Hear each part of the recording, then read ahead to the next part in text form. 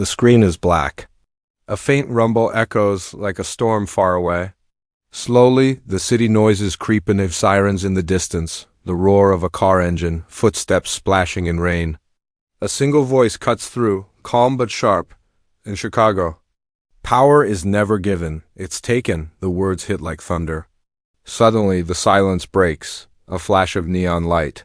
The glint of money tossed onto a table, the heavy sound of a gun being loaded. Shadows move across the screen. Faces are hidden, but presence is undeniable. The city breathes danger. And the audience knows this is only the beginning. Asterisk, the story opens in darkness.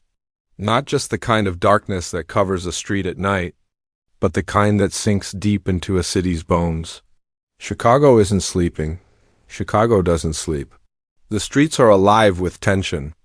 Somewhere down an alley lit only by a flickering neon sign, a deal is going down. We don't see the faces. We see only the outlines, the shifting shadows, the nervous tapping of a shoe against the wet ground. Money slides across a crate. Bag changes hands, and then the sharp metallic click of a gun being cocked. The screen cuts fast. The sound of a car engine roaring, tires spinning against the wet pavement. A black muscle car speeds through the city, headlights cutting across the rain. The voice returns. Every corner of this city has a price. Every block has a king. But the crown never stays on one head for long. The car disappears into the darkness, but the echoes stay. The next image comes like a punch, a door being kicked in. Splinters fly, boots storm inside. A quick flash of silhouettes in motion, hands grabbing, voices shouting, glass breaking. The chaos doesn't linger. The camera cuts again, sharp, brutal, almost like it doesn't want to give the audience time to breathe. Alliances shift. The voice says, almost whispering now. On screen, two hands clasp in a handshake. But even in the shadows, even without faces, it's clear, trust here is paper thin. Another cut. Those same hands now pulling apart violently, a gun raised between them. Enemies rise, the voice continues, steady, commanding. A figure steps out of a car, the door slamming shut behind them. The frame is low, showing only the black boots touching the wet ground, the reflection of city lights bouncing off puddles. In the background, the hum of sirens grows louder, the sound of thunder rolls again. The screen flashes white for a split second, a gunshot. But instead of showing the bullet's target, the film cuts to a new image, a stack of bills hitting the table, each note fanned out like a weapon of its own. The money is blood-stained, and blood runs in the streets. The words sink in, the montage slows just for a beat. We see a burning trash can in an alley, smoke curling into the night. A man's shadow crosses the flame, but his face never shows. The fire crackles, consuming pieces of paper that look too much like photographs. Another quick flash, a phone dropped into a glass of whiskey, bubbles rising as it sinks. Nothing here lasts. Not money, not loyalty, not even life. The city sounds swell again. Horns, sirens, the faint scream of a train on the tracks, and then silence, broken by one last image in this first sequence. A figure, back turned, standing under the glow of a streetlight. He doesn't move. He doesn't need to. His presence says everything. The light fades until only the outline of the man remains. The voice returns, this time heavier, carrying the weight of truth. Chicago has no heroes, only survivors. The music builds now, low bass, pulsing like a heartbeat. The first section of the teaser ends not with an answer, but with a promise. The streets are waiting. And war is coming, asterisk. The heartbeat of the city grows louder now. A bass rhythm under the silence, pounding with every cut, every flicker of light. The rain is still falling, but it feels different, heavier, colder, almost as if the sky itself knows blood is about to spill. A warehouse door creaks open, rusty. Slow, inside, the light swings from a single bulb, dangling from the ceiling, casting long shadows across the concrete floor. Crates are stacked high, some open, filled with weapons, others sealed and marked with strange codes. Figures move around, faceless, hidden by the darkness, their voices low, sharp, full of tension. One shadow slams a fist against a table. Another pulls back suddenly, a gun glinting in the light for just 1 second before the screen cuts to black. The voice returns. Cold and direct. This season. Survival is the only law. The next shot drops the audience straight into chaos. A street in the dead of night, cars screeching around corners, headlights flashing like lightning. Tires burn against the pavement. A chase begins. We don't see the faces, only the steel, the speed, the pure desperation.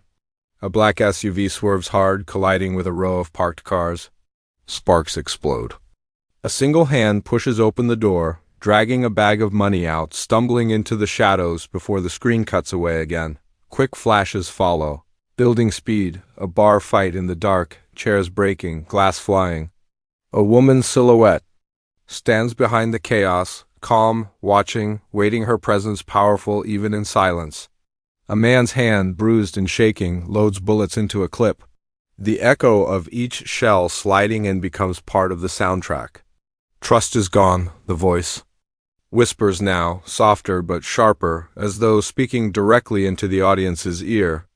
On screen, a chessboard appears. Black and white pieces stand tall under the glow of a lamp. A hand moves a queen forward. Another hand knocks it over. Pieces scatter across the board, falling in slow motion. Cut to black dot, then the roar of an explosion. Flames consume the screen, swallowing everything in a storm of orange and red. The sound is deafening, but beneath it we still hear the faint beat, the city's heartbeat. The camera catches only fragments, a burning building collapsing. Inward, a figure sprinting into the night, a gun firing into the chaos. The screen shifts again. This time it slows, showing us something colder, more personal. A man's hand hovers over a photograph taped to a wall. The photo is torn in half, taped back together, the edges burned. He rips it down and throws it to the floor. The camera tilts, showing the pieces scattered with dozens of others. Family, friends, enemies all taped, crossed out, ripped apart. Loyalty is no longer the game, only survival. When the smoke clears, who will still be standing? The voice asks, steady, haunting. The montage speeds up again. A knife scrapes across metal, boots splash through puddles. Doors slam. A figure screams in rage, the sound distorted, broken, almost swallowed by the storm. A single flash of lightning lights up the skyline, revealing Chicago in all its raw. Power towers stretching upward, streets below soaked in chaos. We see silhouettes trading blows in an alley. We see a hand slamming a bag shut, money spilling out. We see two figures pointing guns at each other at point-blank range, neither moving, neither willing to blink. The screen cuts before we see who pulls the trigger. In this city, every choice is a gamble. The camera pulls back now, showing the streets from above. Tiny lights move like veins through the city, alive, restless, pulsing. But even from this high, we hear the sound of war brewing below. Sirens overlap with gunshots. Cars tear down the freeway. Shouts echo in the night, then silence. Absolute silence. A single image fills the screen, a clenched fist, dripping blood, resting on shattered glass. The camera lingers. The music fades out slowly. Replaced by the quiet hum of the storm outside, the voice returns one last time in this section. Lower now, almost like a warning whispered into the dark. In Chicago, power doesn't last, but the hunger for it never dies. The screen cuts to black. The heartbeat sound returns, louder, faster now. The audience can feel it building like something waiting to explode. Section 2 ends not with an answer, but with a pulse that promises more danger, more betrayal, and a war that no one will escape.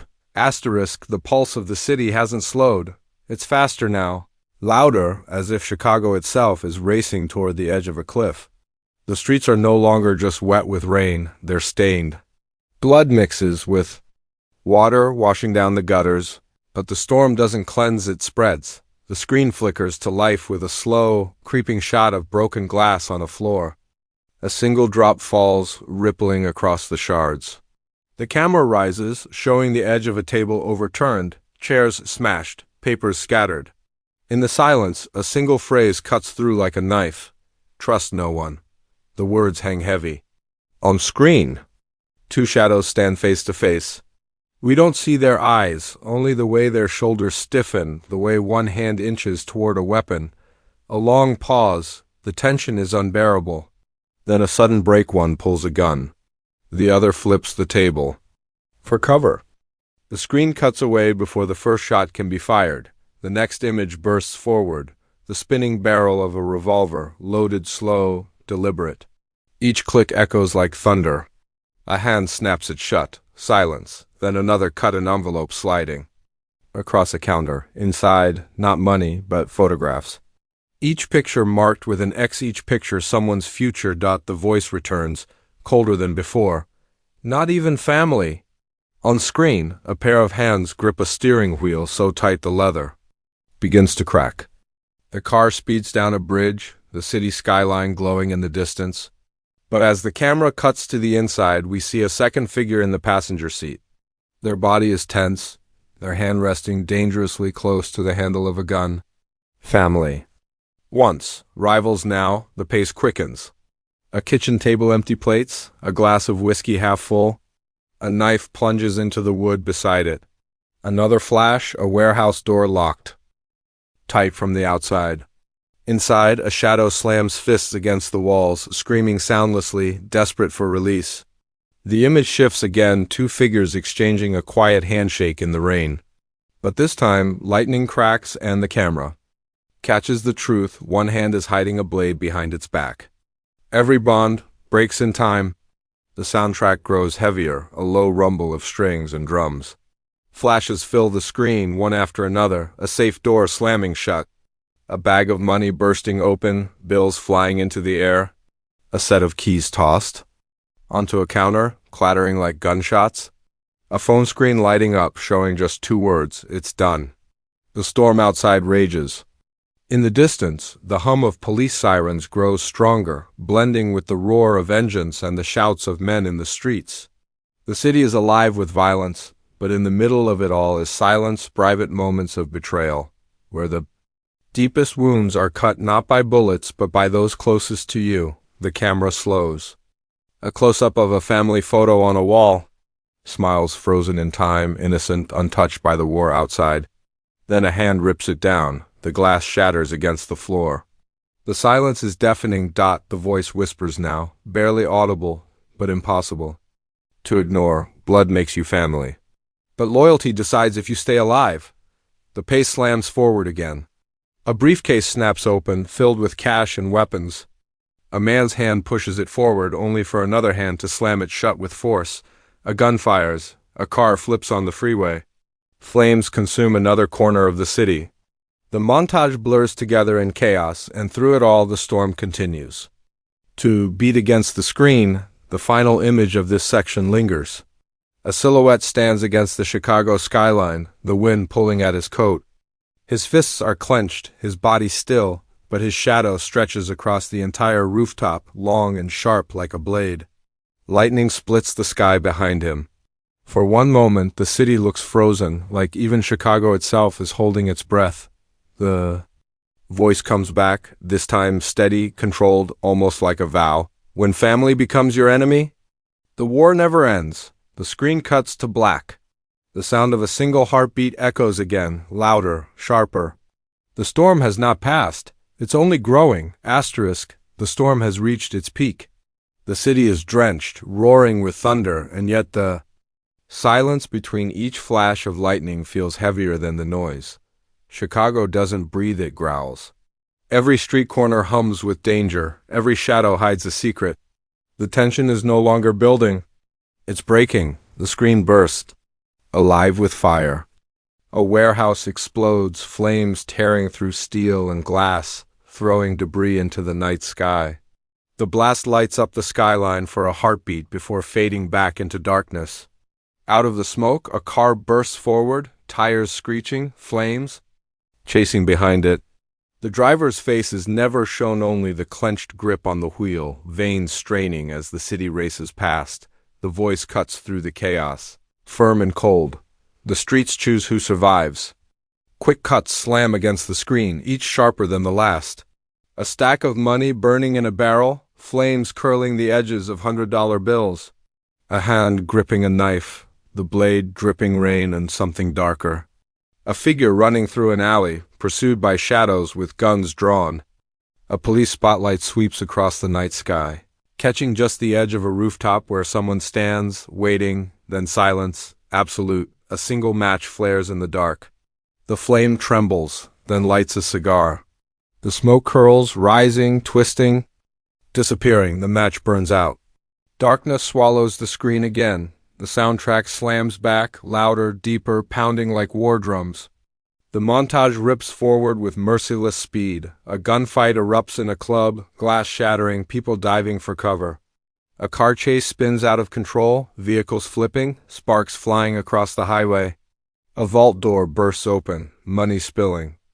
Out like a flood, bills covering the floor. A pair of boots walk calmly through the wreckage, stepping over flames and broken glass. Every empire falls, the voice warns. On screen, a crown lies on the ground, not gold, but cheap, dented, smeared. With blood, a hand reaches for it, then pulls back. The crown is left behind. The camera lingers, showing it in the dirt, forgotten. The pace slows. A church bell rings in the distance, echoing across the city. The screen shows a graveyard, rain pouring down, mud swallowing the flowers on fresh graves. A lone figure stands. There, shoulders hunched, coat pulled tight. The bell tolls again and again.